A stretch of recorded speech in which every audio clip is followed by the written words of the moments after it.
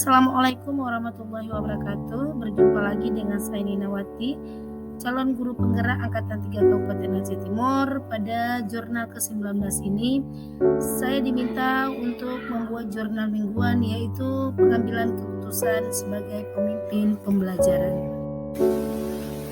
Dibutuhkan keberanian dan kepercayaan diri untuk menghadapi konsekuensi dan implikasi dari sebuah keputusan yang kita ambil. Dalam pengambilan keputusan, pemimpin pembelajaran yang melalui 4 paradigma, 3 prinsip, dan 9 tahapan, ada dilema etika. Apakah yang menjadi tolak ukur ketepatan pengambilan keputusan agar tidak ada rasa penyesalan karena ketidaktepatan pengambilan keputusan di kemudian hari. Dalam minggu ini tanggal 14 sampai dengan 16 Februari tahun 2022 tentang demonstrasi kontekstual, kami diminta untuk mendemonstrasikan bagaimana cara pengambilan keputusan sebagai pemimpin pembelajar. Dalam mengambil keputusan, kita harus melihat dahulu, mengklarifikasi dahulu apakah itu rujukan moral ataupun dilema etika. Rujukan moral ketika seseorang harus memilih dan membuat keputusan antara benar dan salah. Sedangkan dilema etika yaitu ketika seseorang harus memilih antara dua opsi di mana kedua-duanya secara moral benar tetapi saling bertentangan. Ini adalah saat di mana kita harus membuat keputusan antara benar dan benar. 4 paradigma dilema etika. Yang pertama, individu lawan masyarakat. Kedua, kebenaran lawan kesetiaan. Ketiga, keadilan lawan belas kasihan. Dan keempat, jangka pendek lawan jangka panjang. Ada 3 prinsip dalam mengambil keputusan.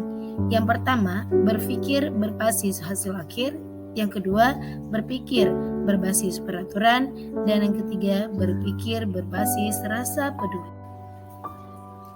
Selanjutnya, ada 9 langkah dalam pengambilan dan pengujian keputusan. Yang pertama, kita lihat dulu apa nilai-nilai yang saling bertentangan yang ada di dalam kasus tersebut.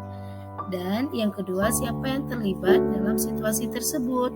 Yang ketiga, apa fakta-fakta yang relevan dengan situasi tersebut. Yang keempat, mari kita lakukan pengujian benar atau salah terhadap situasi tersebut. Jika jawabannya adalah situasi dilema, paradigma mana yang terjadi? Dan yang keenam, prinsip mana yang akan digunakan untuk menyelesaikan masalah ini?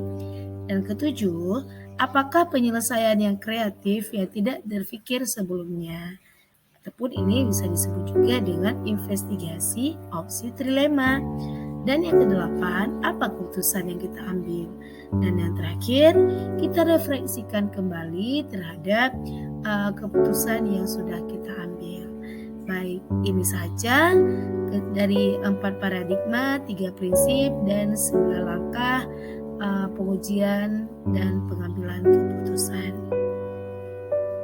Selanjutnya pada minggu ini juga pada tanggal 17 Februari 2022 kami dipertemukan dengan Ibu Instruktur yaitu Ibu Diah S. Rajasa. Di sini kami mendalami lagi tentang bagaimana kami mengambil keputusan sebagai pemimpin pembelajaran. Baik, terima kasih. Sampai berjumpa di video selanjutnya. Salam guru penggerak. Assalamualaikum warahmatullahi wabarakatuh.